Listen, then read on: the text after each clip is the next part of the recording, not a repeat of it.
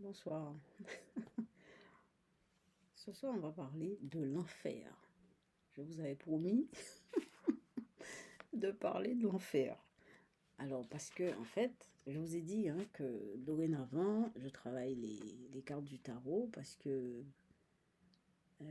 j'ai comme objectif et projet de faire un travail de recherche sur le tarot. Et ça me prend à cœur, ça me tient à cœur, je veux dire. Et c'est vraiment quelque chose qui me touche profondément. Et pour moi, c'est l'objectif de ma vie parce que ça me touche. Je suis voyante. Et le tarot, c'est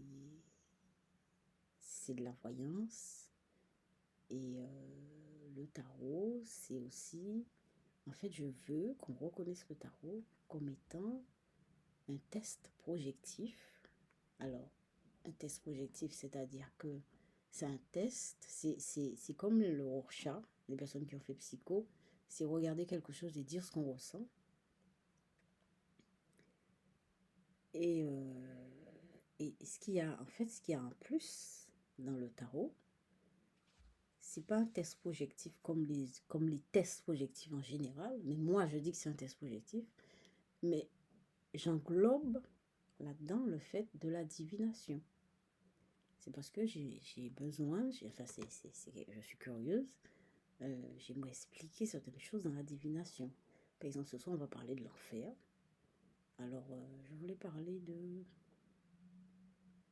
quelque chose d'autre. De l'empereur. Il a un col blanc aussi. Hein. Il a un col blanc. Il y a le chiffre 4 avec les jambes. Il forme le chiffre 4 avec les jambes. Il y a la couleur chair, il y a la couleur rouge. Le haut est plutôt rouge. Et le bas est plutôt bleu. Et il y a du jaune, l'aigle est jaune, le sceptre est jaune, le bonnet est en partie jaune. Et il regarde vers la gauche. Il ne regarde pas à droite, hein. Il regarde vers la gauche. Et voilà.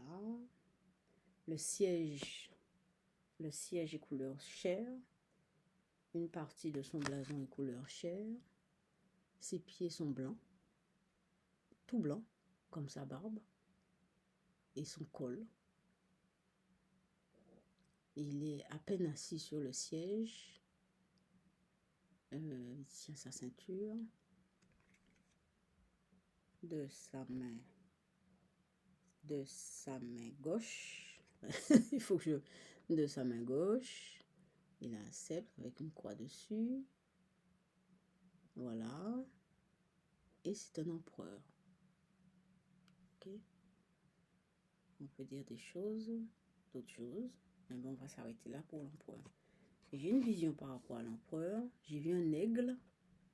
Alors j'étais allongée. Ma vision, c'est que j'étais allongée dans mon lit. Vous savez, quand je me couche le soir, quand je me détends, j'ai une série de visions qui me viennent, des images qui m'arrivent comme ça. Voilà. Et j'ai vu un aigle me descendre jusqu'à mon niveau comme ça, en pic. Voilà, comme ça. Et je pense que c'est un rapport avec l'empereur, parce qu'il y a un aigle. Je vous ai dit, hein, quand je travaille sur une carte, il y a toujours la carte me parle. Voilà. Et donc, j'avais dit que j'allais parler un petit peu de l'enfer. On va peut-être revenir dessus demain, parce que je voulais finir l'empereur. Alors, l'enfer, je vous disais que hier, on avait fait le lien avec les ombres. On avait parlé du secret. J'ai parlé du secret. Et dans le secret, il y a des ombres. Et en parlant des ombres, j'ai parlé de l'enfer. Eh bien oui, hein, l'enfer existe, mais l'enfer n'a rien de religieux. Mais bon, je ne veux pas casser la foi des gens, ça ne m'intéresse pas. Ce qui m'intéresse, c'est de me poser des questions, essayer de comprendre certaines choses, essayer de mettre des mots, de voir un peu comment ça fonctionne, etc., de soulever des choses. Bon. Eh bien, pour moi, pour Voyance Médium, l'enfer est bien réel. Alors,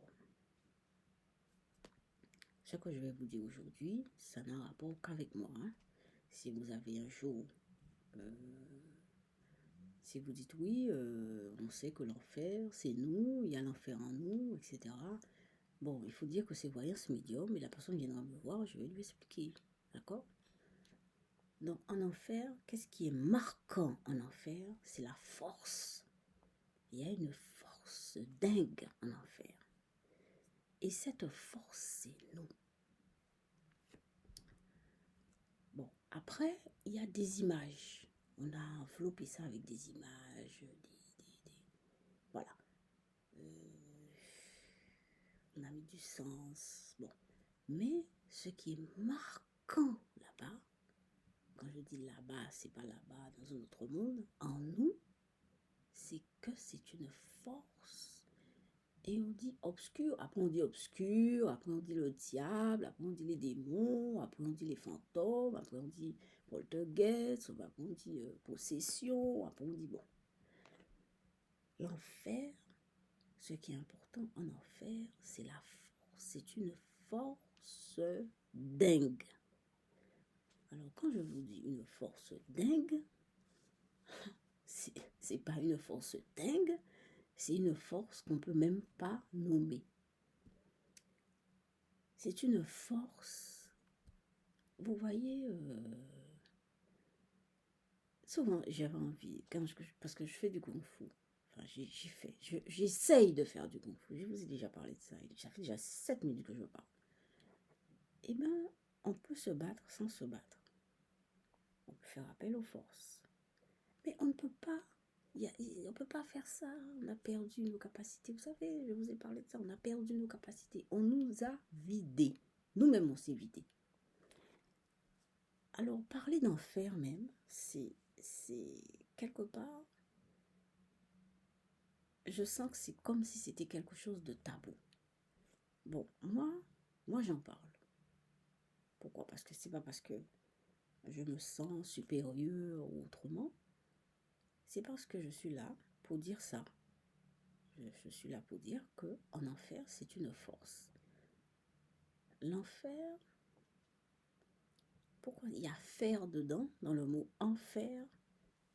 Le fer représente quoi? C'est une force, c'est un matériau, c'est quelque chose de dur, quelque chose d'inébranlable, ça représente quelque chose d'inébranlable. Mais c'est nous. Alors c'est dommage qu'on ait perdu tout ça et qu'on cloisonne tout ça et qu'on perd ça, mais on n'a pas perdu, c'est là. Ça va jamais se perdre. Bon, je m'arrête là. Je vous ai déjà assez fait peur. Je vais faire les peintures.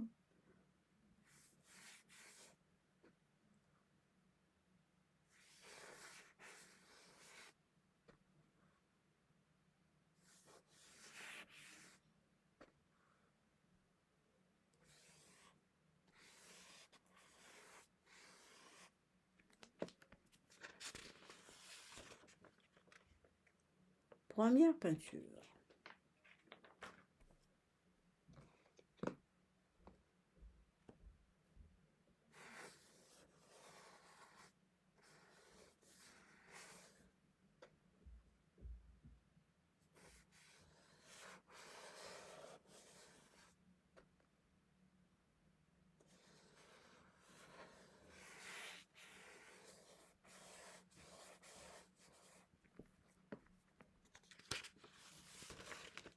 Deuxième peinture.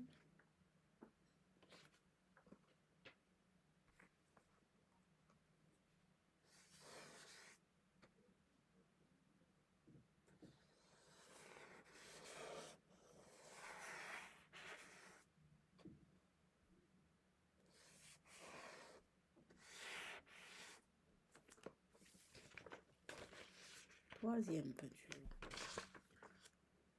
Donc, l'enfer, c'est une puissance. Et quand je vous dis puissance, c'est quelque chose qu'on ne peut pas mesurer.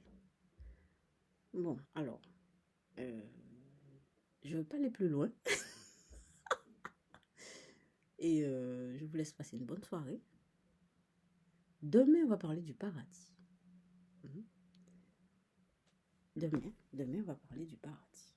Le paradis, l'enfer, tout ça. Demain, c'est le paradis.